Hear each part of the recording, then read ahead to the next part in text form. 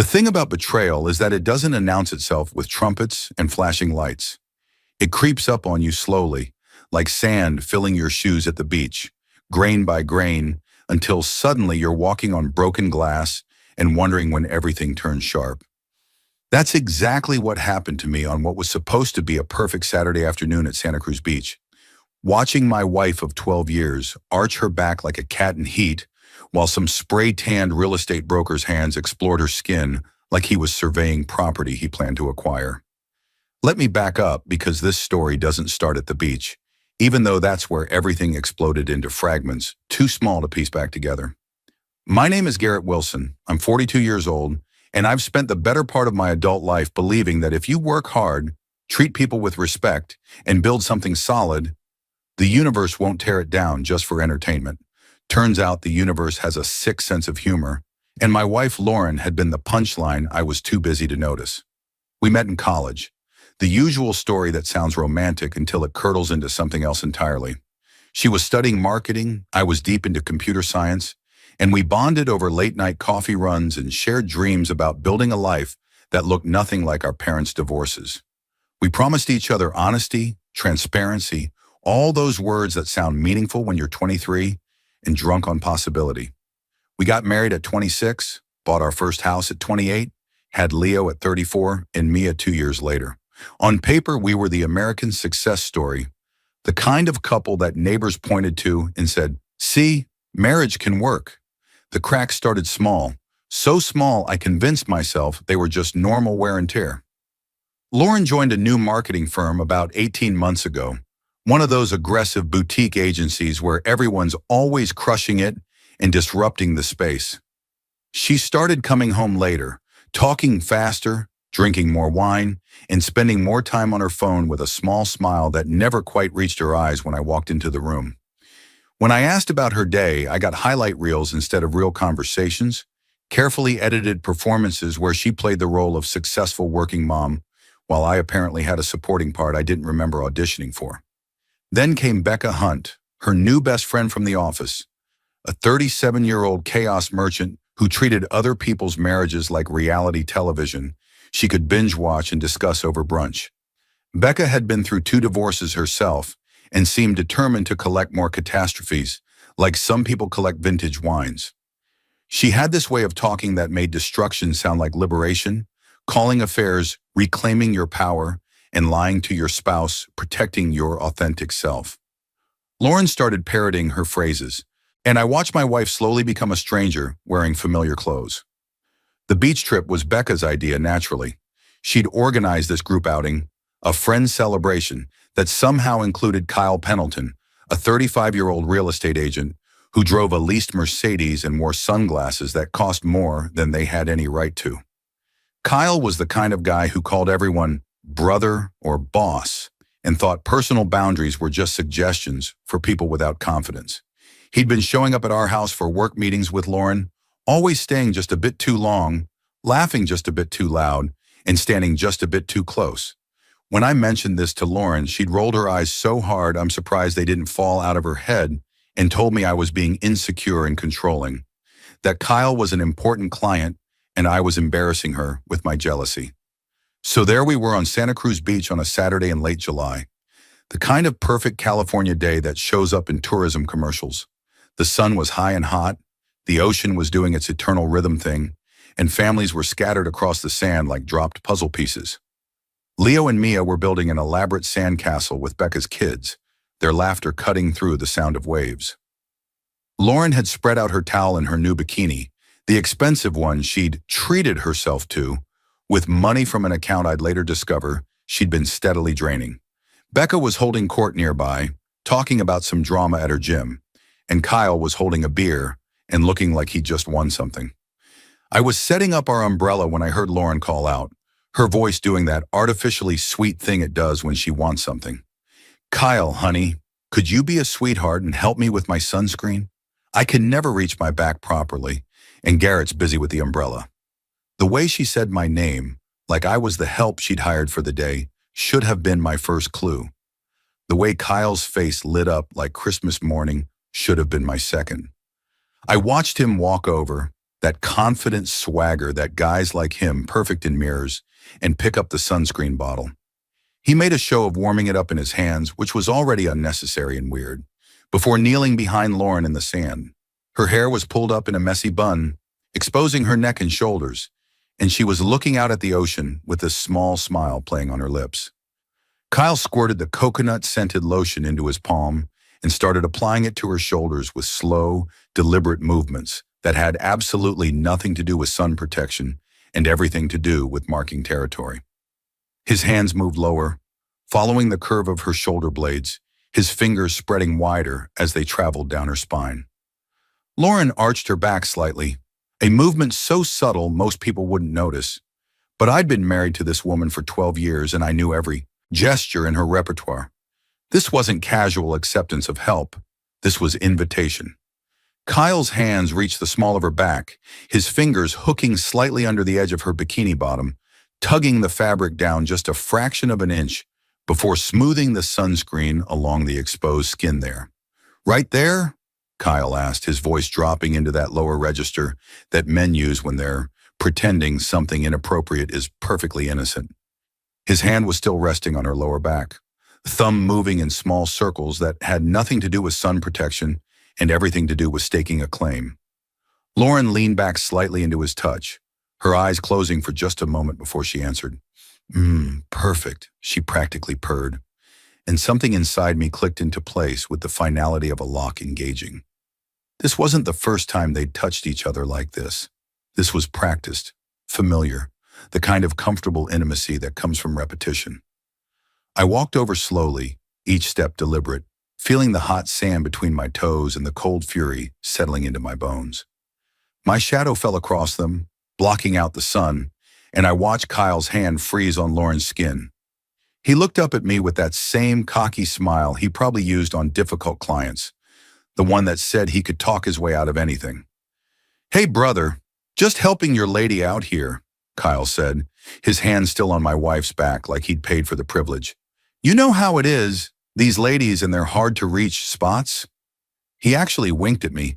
This walking cologne advertisement actually had the audacity to wink while his hand was on my wife's nearly naked body.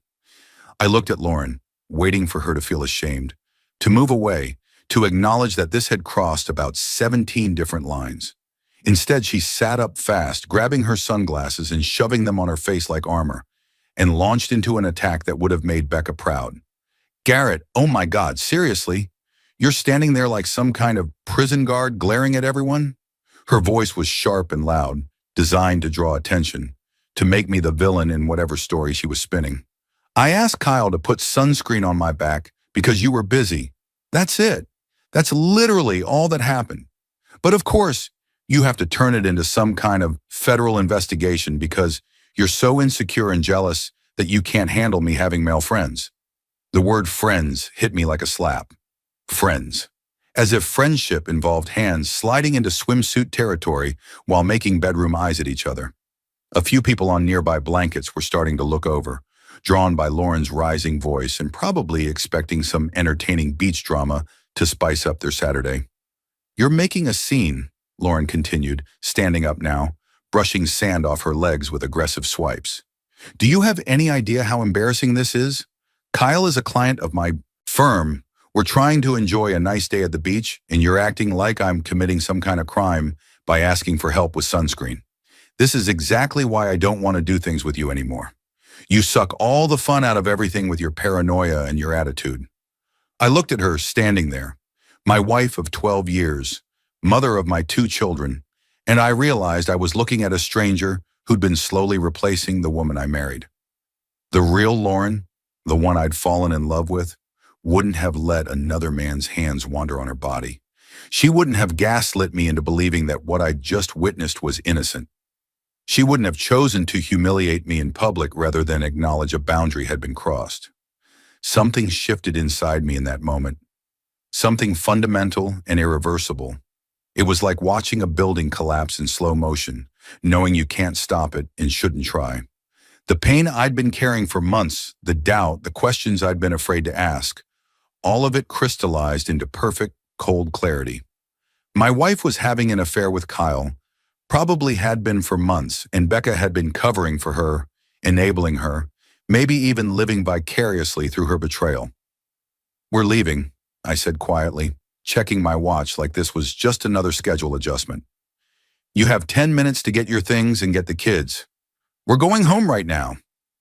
Lauren's mouth dropped open in theatrical shock. "Excuse me? You don't get to just order me around like I'm one of your employees. I'm not going anywhere. The kids are having fun. Everyone's having a good time except you because you're determined to ruin it." I turned and walked toward where Leo and Mia were playing, their sandcastle now featuring an elaborate moat system that had them completely absorbed. I knelt down next to them, my back to Lauren and her friends, and spoke in that calm dad voice I'd perfected over the years. "Hey team, change of plans. We're going to head home a bit early today. Start packing up your toys, okay?" "Oh, but Dad, we're not done with the castle," Leo protested, his face smeared with sand and sunscreen.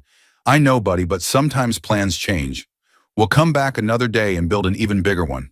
I promise."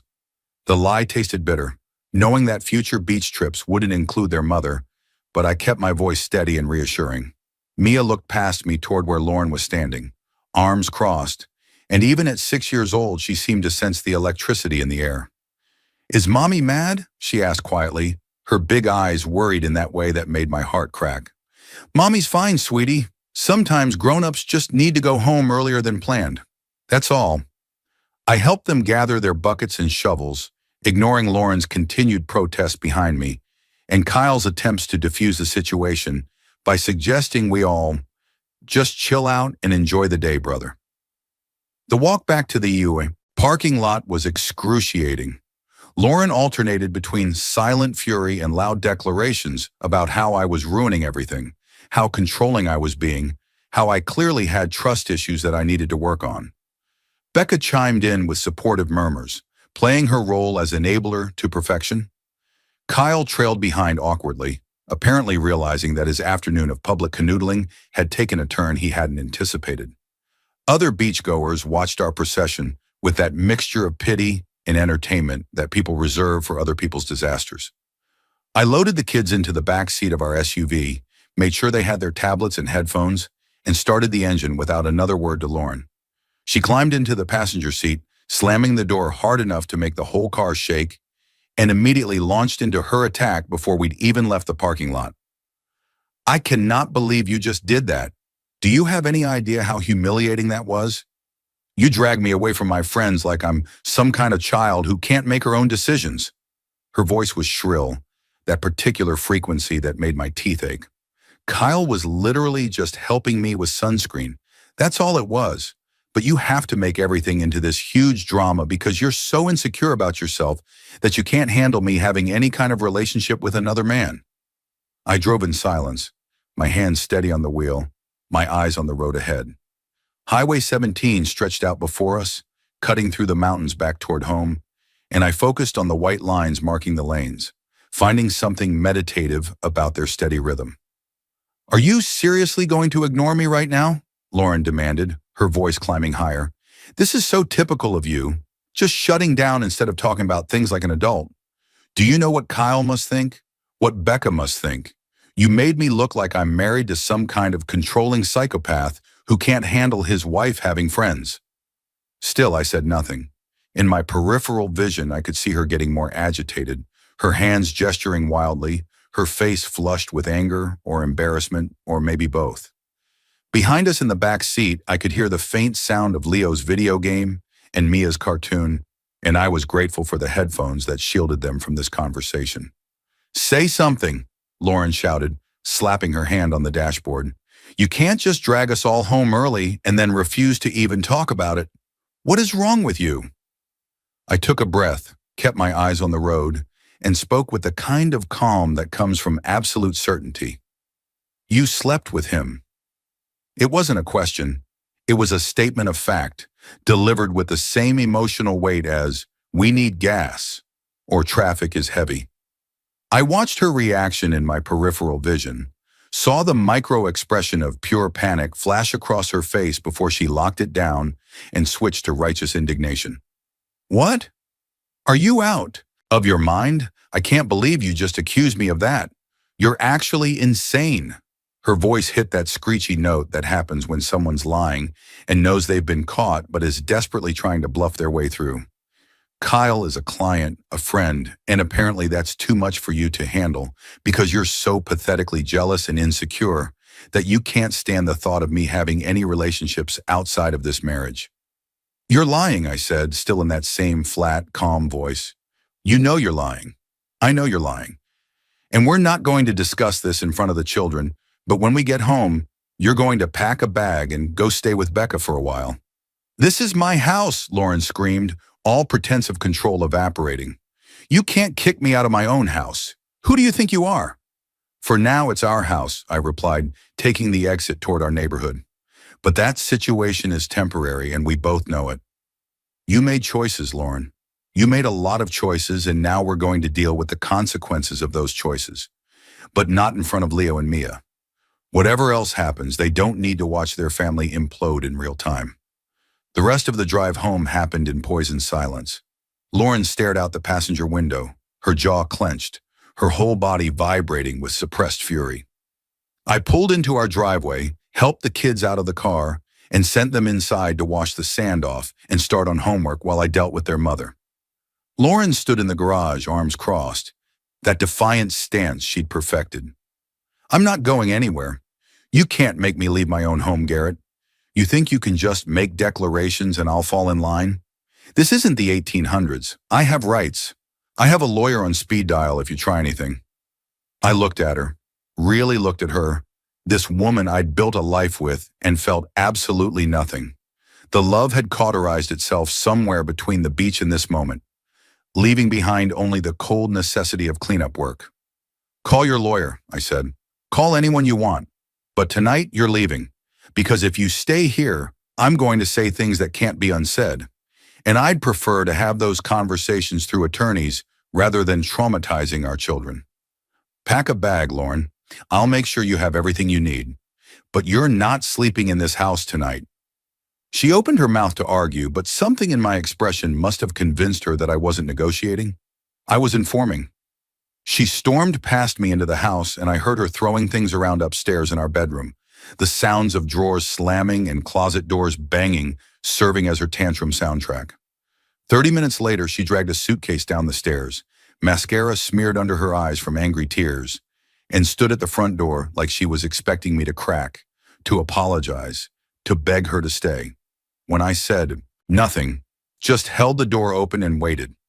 She grabbed her keys from the bowl by the entrance and walked out without another word. Her exit punctuated by the slam of her car door and the screech of tires as she peeled out of the driveway. I closed the door, locked it, and stood in the silence of my house, listening to the sounds of my children playing upstairs, blissfully unaware that their world had just fundamentally changed. Then I walked to my home office, locked the door behind me, and sat down at my computer to start collecting evidence. Because whatever war Lauren was about to wage, I wasn't going to fight it unarmed and unprepared. My job is cybersecurity, which is a fancy way of saying I get paid to think like criminals and build walls they can't climb. Lauren had forgotten this during her affair, or maybe she'd never really understood what I did beyond something with computers. She'd used our shared cloud storage for everything, backed up her phone automatically, and apparently believed that deleting text messages meant they were actually gone forever, which is adorable in the way that watching someone try to hide in a room made entirely of glass is adorable. I started with the easy stuff, the breadcrumbs she'd left scattered across our digital life like Hansel and Gretel's trail through the forest. Her text messages with Becca were a goldmine of incrimination, screenshots of conversations where they discussed Kyle like he was some kind of prize they'd won, celebrating each milestone of the affair, like teenage girls planning a school dance. He's so different from Garrett, Lauren had written to Becca 3 months earlier. He makes me feel alive again, like I'm not just someone's wife and someone's mother. When I'm with Kyle, I'm just Lauren, and she's exciting and desired and free. Becca's response was equally illuminating. You deserve this. Garrett's a good provider, but let's be honest, he's boring. Kyle is fun. Life is short. Take what makes you happy. I screenshot everything, methodically building my case file, each conversation another nail in the coffin of our marriage. There were dozens of them, hundreds of messages chronicling the evolution of her betrayal from emotional affair to physical one, from stolen moments to elaborate lies about late meetings and conference trips that I could now trace back to hotel rooms and weekend getaways. The financial records were even more damning. Lauren had been siphoning money from our savings account for months, small amounts at first that I'd barely noticed, then increasingly large withdrawals that she'd labeled as consultancy fees or networking expenses. I pulled up the bank records and started matching dates to credit card statements, watching the pattern emerge with the clarity of a mathematical proof. $47,000. That's what the affair had cost. Money that was supposed to be for the kids' college funds, for our future, for the security we'd been in, building together for 12 years. Instead, it had paid for hotel suites in Monterey, dinners at restaurants I couldn't afford, gifts that Kyle had probably accepted with that same smug smile he'd worn while rubbing sunscreen on my wife's back. I screenshotted everything, printed out the most damning statements, and added them to my growing file. Then I moved to the photos, and this is where things got interesting in the way that car crashes are interesting. Lauren's phone backed up automatically to our shared cloud, and she'd apparently forgotten to change the settings after her affair started. The geolocation data on her photos told stories her mouth would have denied. Her business trip to San Francisco 3 months ago had actually been a weekend at Kyle's apartment in Oakland, the GPS coordinates matching perfectly to an address I'd never heard of until I ran it through public records. The photos from that weekend showed her in lingerie I'd never seen, making expressions I hadn't seen directed at me in years, looking like someone who'd successfully gotten away with something and was enjoying every second of it. I spent 3 days in that office, sleeping on the couch, eating takeout that I barely tasted, compiling a dossier that would have made my most paranoid clients proud. Lauren tried calling, then texting, oscillating between apologetic and accusatory with such speed it gave me whiplash just reading the messages. I didn't respond. There was nothing to say yet, not until I had all my pieces in place. "Garrett, please, can we talk about this like adults?" One text read. 20 minutes later, "You're being completely unreasonable and childish. I'm coming home tomorrow whether you like it or not." Then, "The kids are asking about me. You can't keep them from their mother. I'll call CPS if I have to." Then, "I know you're reading these. The silent treatment is abuse. You know that, right? You're abusing me by refusing to communicate." And finally, late on the third night, "Becca says you blocked our credit cards. You can't do that. That's financial abuse. I'm going to talk to my lawyer about this." That last one made me smile. Actually smile for the first time in 3 days. The credit cards, she'd finally noticed. I'd frozen all our joint accounts after discovering that she'd been using them to subsidize Kyle's lifestyle, putting restaurant bills and hotel rooms on cards that I paid off every month while thinking we were just having a financially expensive year. The bank had been very understanding when I'd explained that I'd noticed suspicious activity and wanted to protect our accounts while I sorted things out. They didn't need to know that the suspicious activity was my wife's affair. They just needed to know that I wanted those cards frozen immediately, which they'd done with impressive efficiency. On the fourth morning, Lauren called at 6:30, and this time I answered, putting her on speaker while I made coffee in my empty kitchen. "You blocked my cards," she said without preamble, her voice tight with barely controlled fury. "You actually blocked my access to our money. Do you have any idea how humiliating it was when my card got declined at the grocery store yesterday? People were staring at me. Garrett." "The cards are frozen due to suspicious activity," I replied, pouring water into the coffee maker with steady hands. $47,000 in unauthorized withdrawals over 6 months counts as suspicious activity, wouldn't you say? The silence on the other end of the line lasted long enough for the coffee maker to start gurgling. When Lauren spoke again, her voice had changed, dropped into that lower register that meant she knew she'd been caught, but was going to try to lawyer her way out of it anyway. "Those were legitimate business expenses and personal purchases. I don't need your permission to spend money from our joint account, Garrett. It's my money too. Your business expenses included a 4-day stay at a resort in Carmel that happened to coincide with Kyle taking a vacation to the same location? I asked conversationally, taking my first sip of coffee and savoring the bitter burn.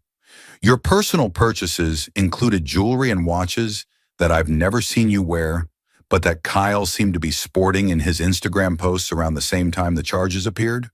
Would you like me to continue, or should we just acknowledge that we both know exactly what's been happening and move forward accordingly? Another long silence, and I could practically hear the wheels turning in her head, trying to find an angle, a story, a way to spin this that didn't make her the villain. She couldn't find one. There wasn't one. "What do you want?" she finally asked, and the fight had gone out of her voice, replaced by something that might have been fear or might have been calculation. With Lauren these days, it was hard to tell the difference. "I want you to talk to a lawyer. A good one, better than you can probably afford now that your discretionary spending account has been suspended. I want you to prepare for a divorce that's going to be fast, clean, and decidedly in my favor. And I want you to start thinking about how you're going to explain to Leo and Mia why mommy doesn't live with them anymore. You can't take my children away from me." Lauren's voice spiked back up into hysteria. "No judge is going to give you full custody just because I made a mistake. I'm their mother. You're a mother who stole money from her children's future to fund an affair with a real estate agent who's probably already moved on to his next target." I replied, still in that same calm, factual tone. "You're a mother who chose to publicly humiliate her husband in front of witnesses and then gaslight him about what everyone saw. You're a mother who's been lying to her family for at least 6 months, maybe longer. So yeah, Lauren, let's go in front of a judge and see how that plays out.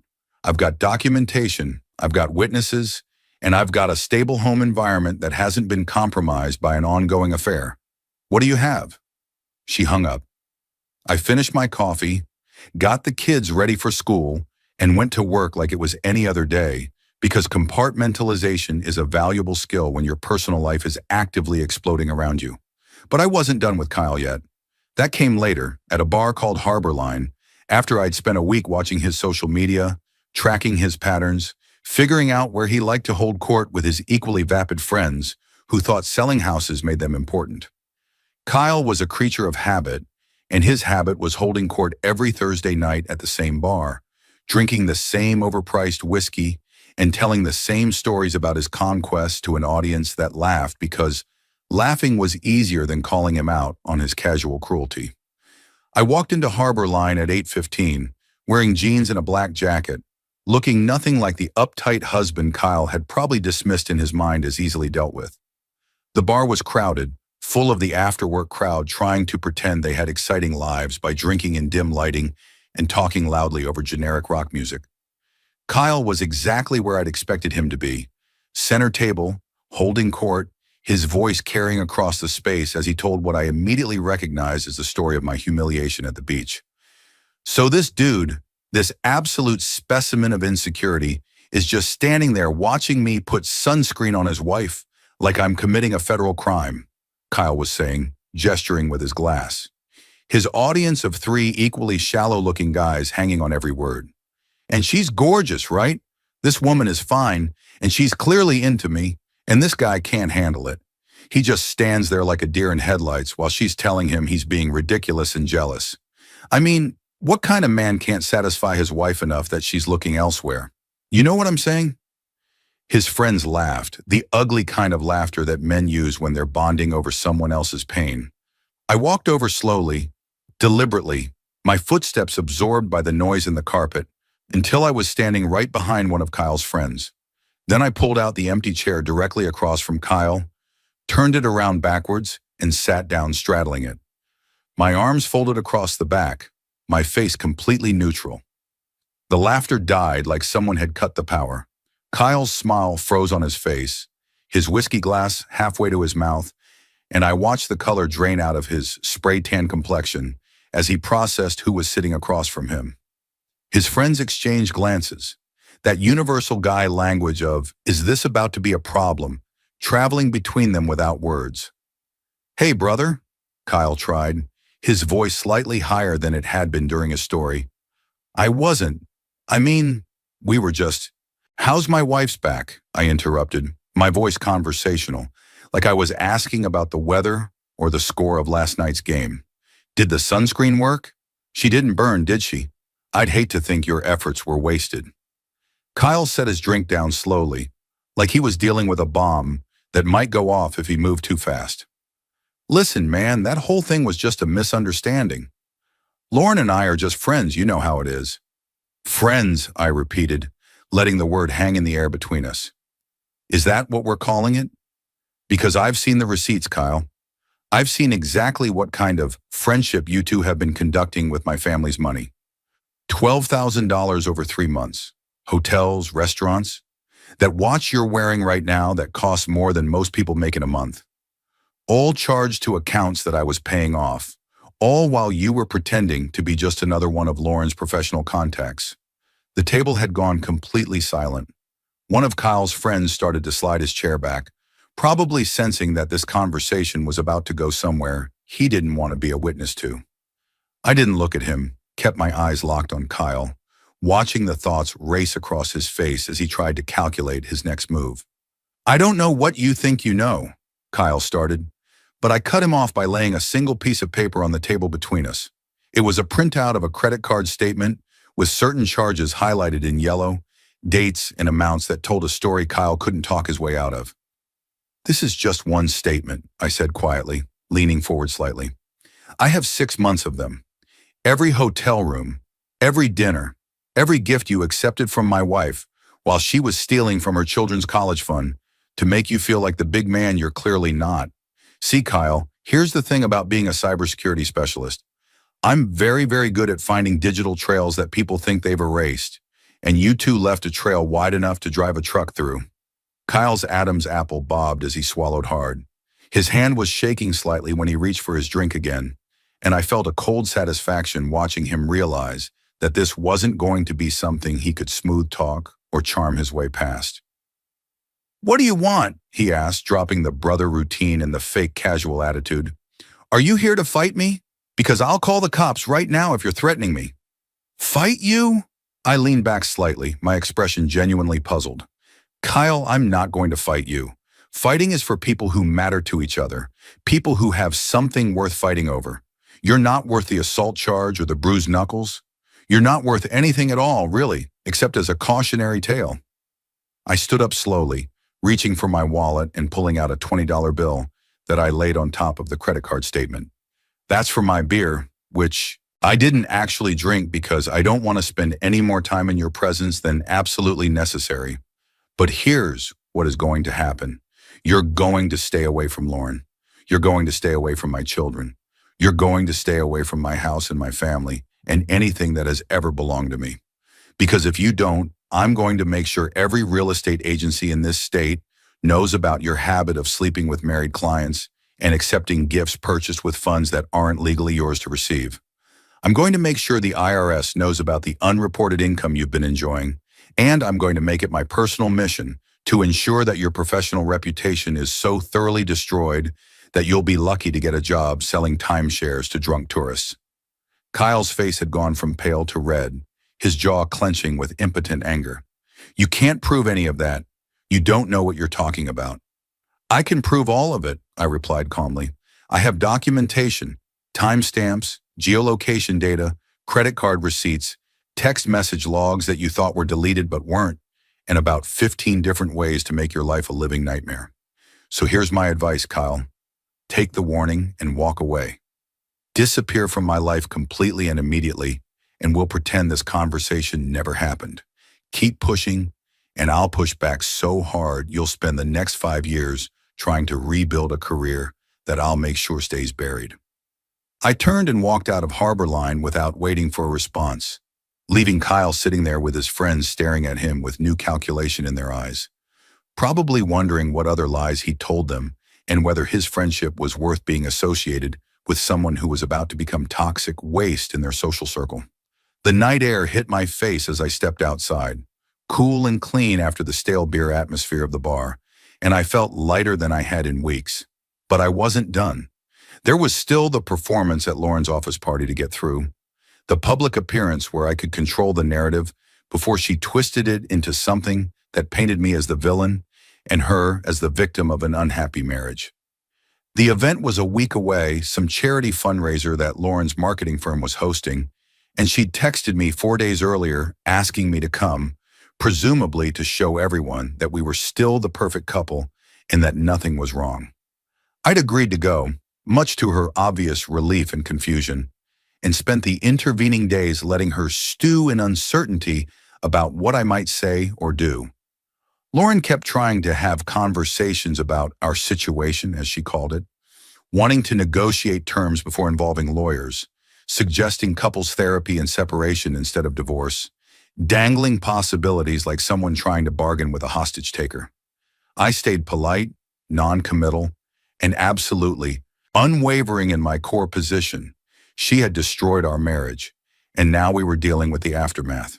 The charity event was at some overpriced venue downtown, all exposed brick and industrial chic, the kind of place that charged $200 a plate for food that wouldn't fill up a teenager. Lauren had pulled out all the stops, wearing an emerald green dress that probably cost more than our monthly mortgage and makeup that couldn't quite hide the stress lines around her eyes. She'd lost weight in the past week, her face looking a bit too sharp, her movements carrying a manic energy that suggested she was running on anxiety and possibly wine.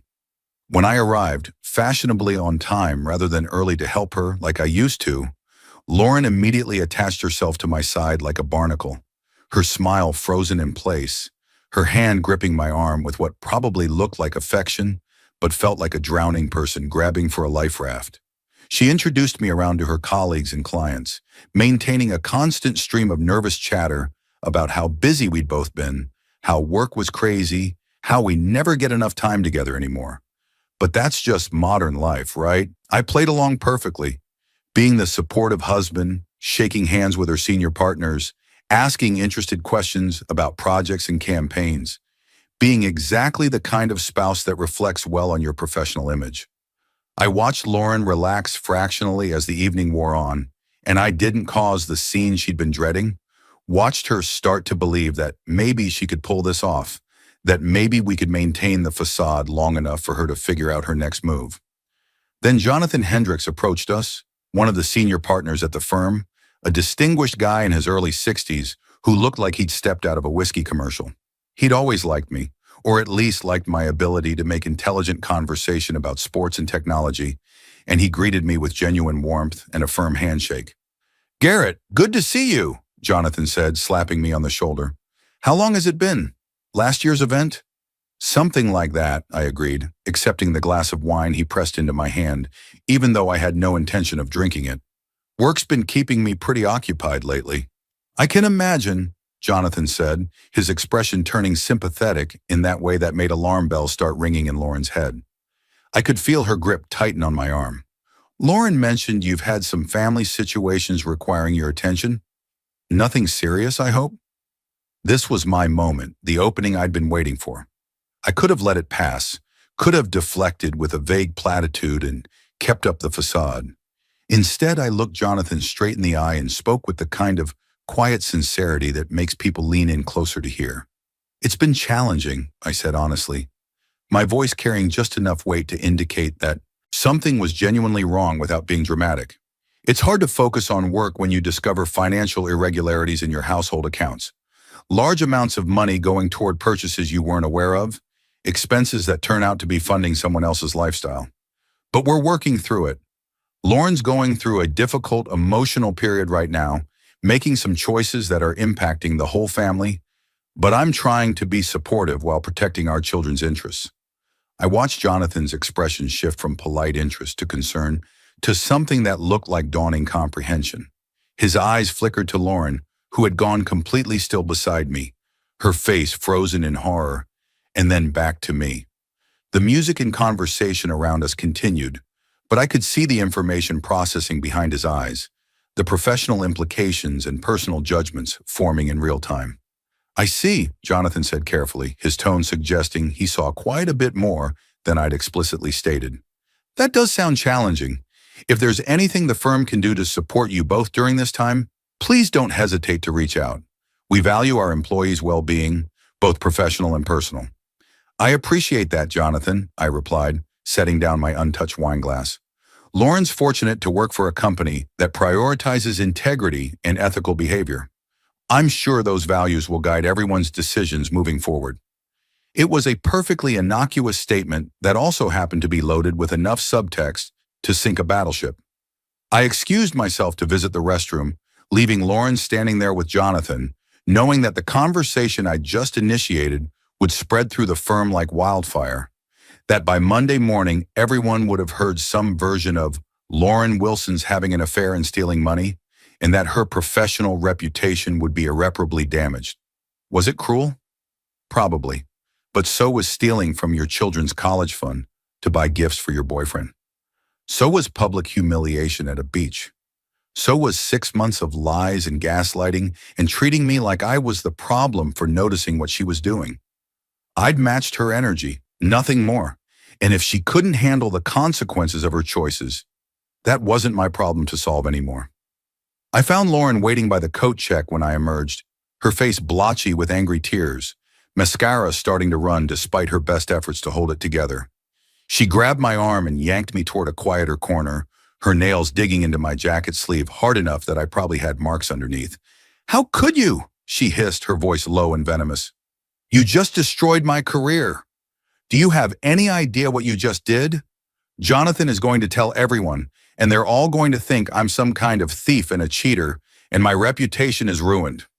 You destroyed your own reputation when you decided to sleep with a client and steal money to fund the affair," I replied evenly, pulling my arm free from her grip. I simply told the truth when asked a direct question. Would you have preferred I lie for you? Continue covering up your behavior while you got to keep playing the successful career woman with a devoted husband? Those days are over, Lauren. You don't get to have it both ways anymore. "You're doing this to punish me," she accused, jabbing her finger toward my chest without quite touching me. "You want to ruin my life because your ego is bruised. You can't handle that I found someone who actually appreciates me, who makes me feel alive instead of just existing. So you're trying to destroy everything I've built." "I'm protecting what you've been trying to destroy," I corrected her. "Our children's future, our financial security, my dignity. Those aren't things you get to sacrifice at the altar of your midlife crisis, no matter how alive Kyle makes you feel.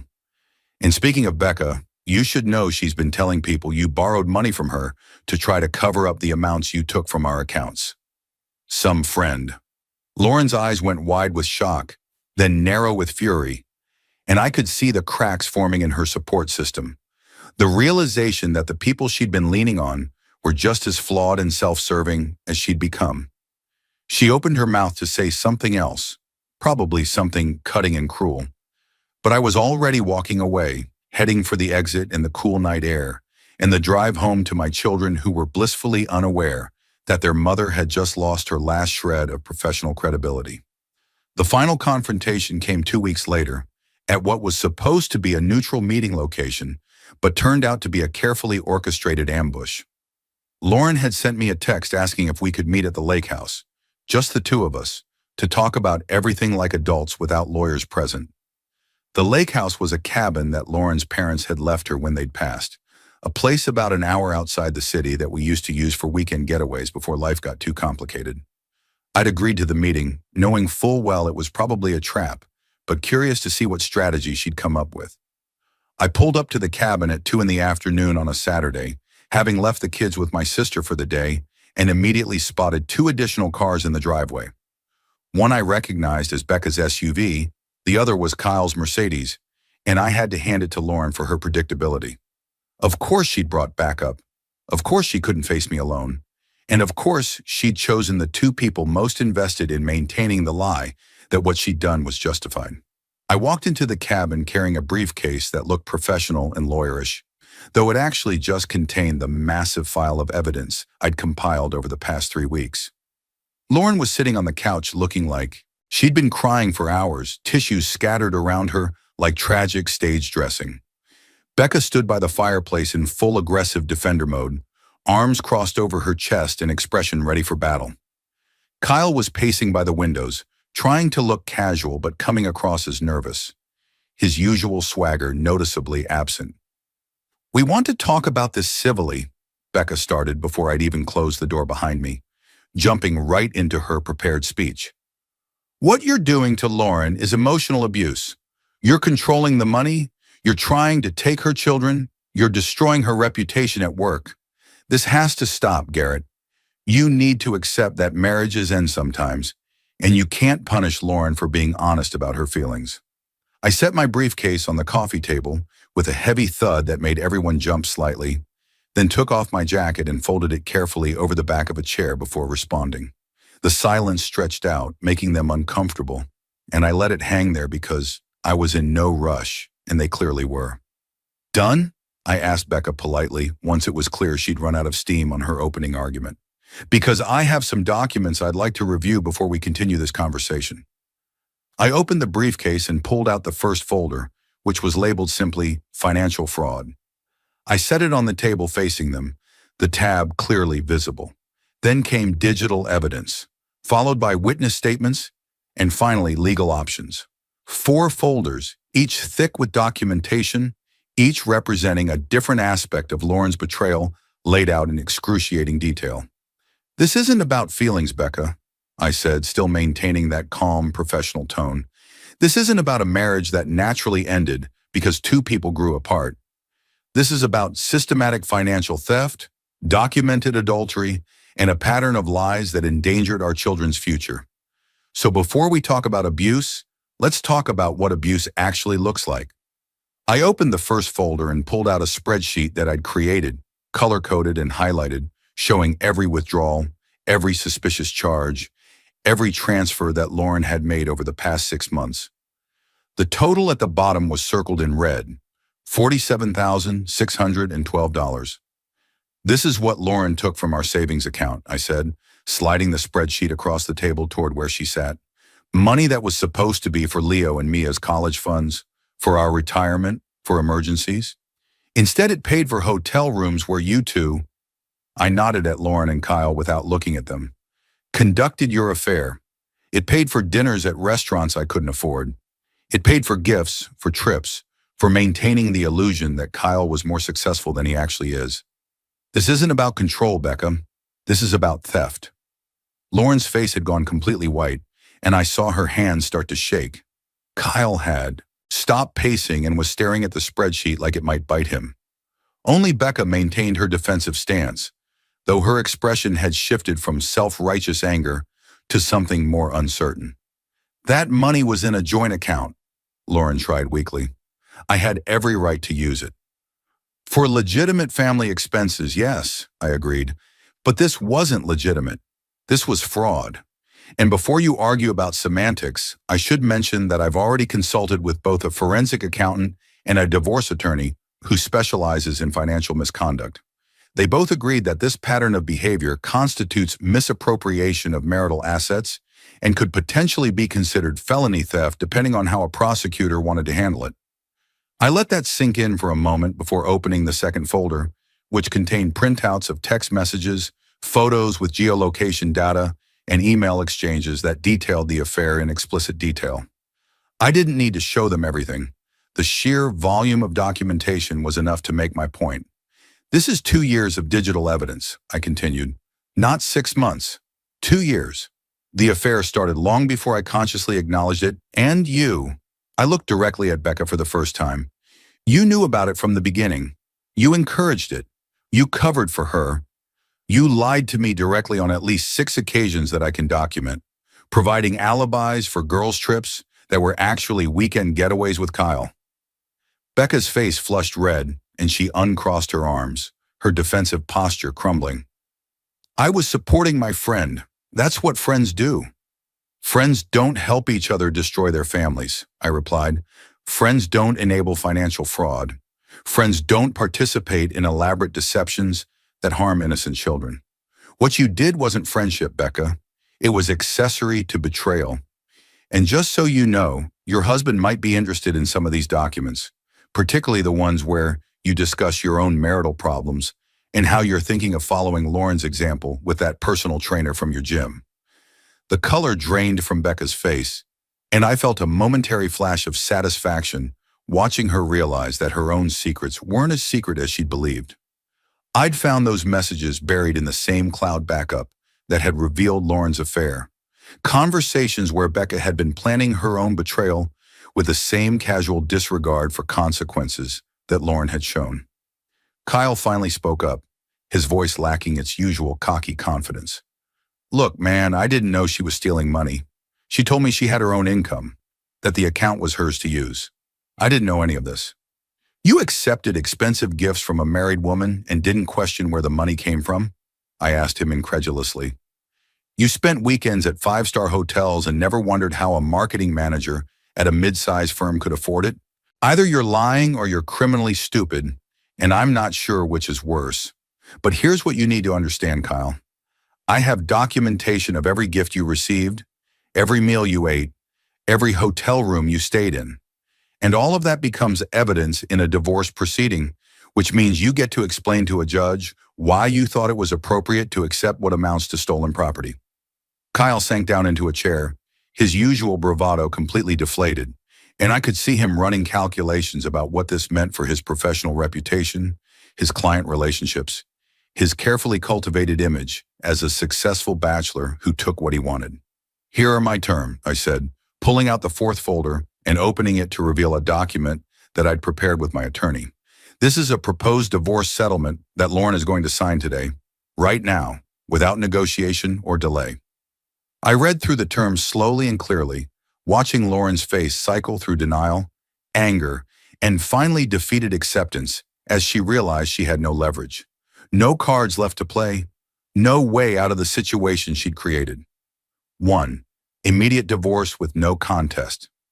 Lauren signs acknowledgement that the marriage is irretrievably broken due to her adultery and financial misconduct. 2. Primary custody of Leo and Mia goes to me.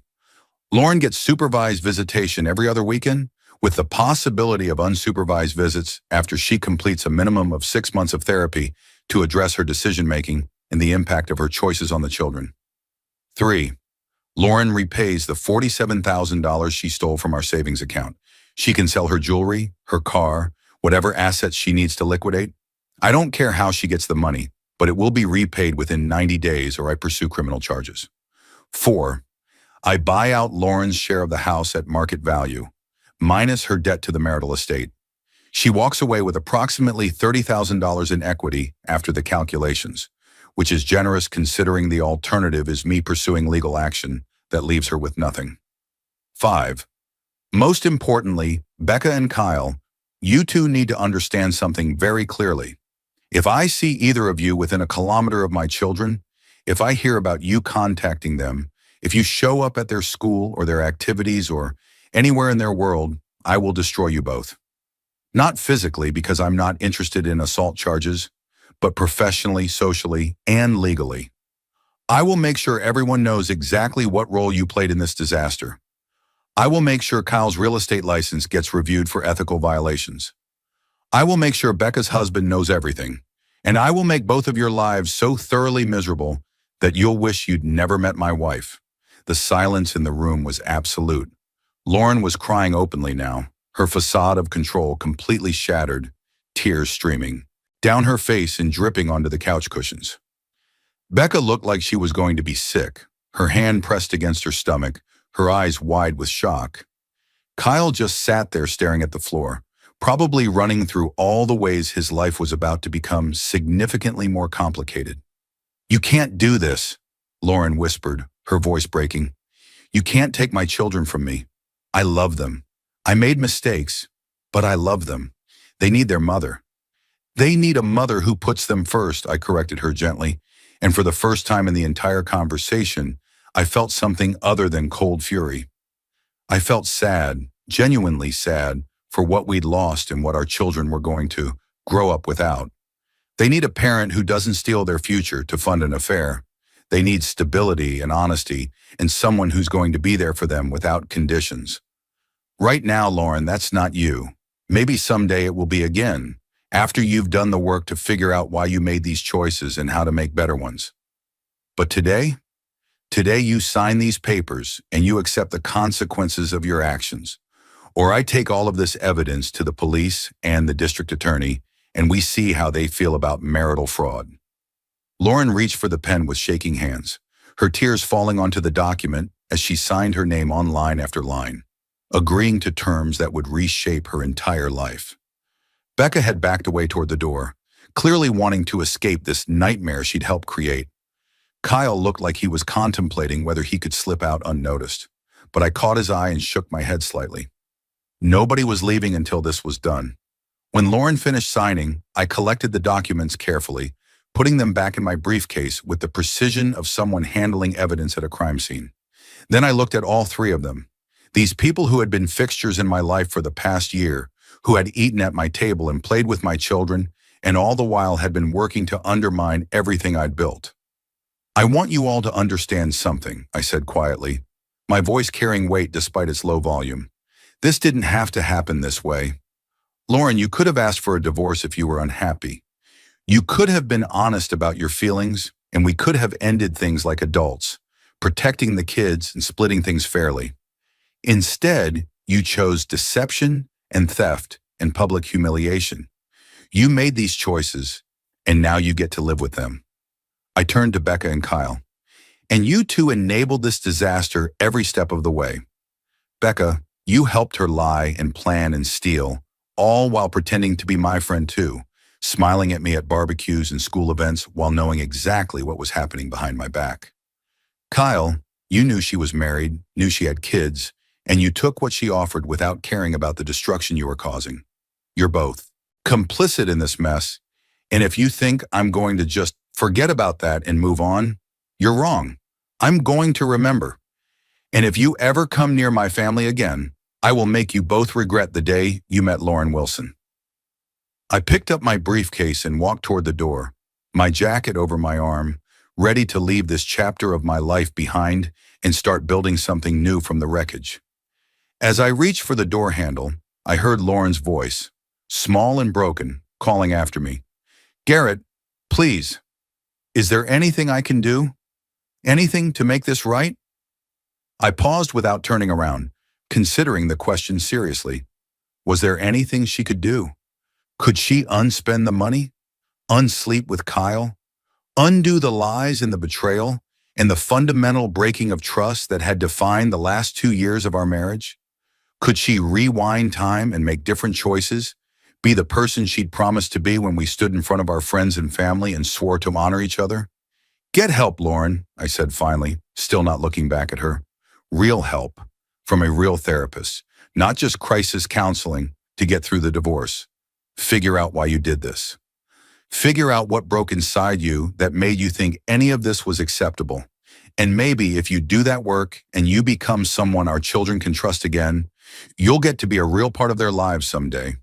But that's up to you now. I can't fix you, can't save you, can't do anything except protect Leo and Mia from the fallout of your choices.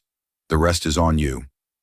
I walked out into the late afternoon sun, leaving behind the sounds of Lauren's crying and Becca's attempt to comfort her and Kyle's muttered cursing about how everything had gone wrong.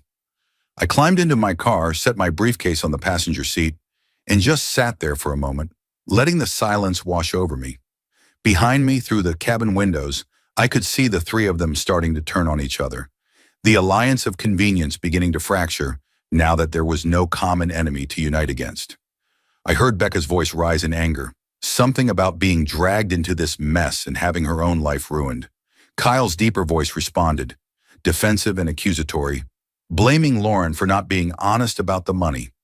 And Lauren's voice rising above both of theirs in a shriek of frustration and pain, screaming that they'd promised to support her, that they'd said Garrett would just accept it and move on, that this was all supposed to work out differently. I started the engine and backed out of the driveway slowly, carefully, like I was leaving behind a toxic waste site that required caution and distance. In my rearview mirror, the lake house grew smaller and smaller, and with it the life I'd thought I was living, the marriage I'd believed in, the trust I'd invested in all the wrong people.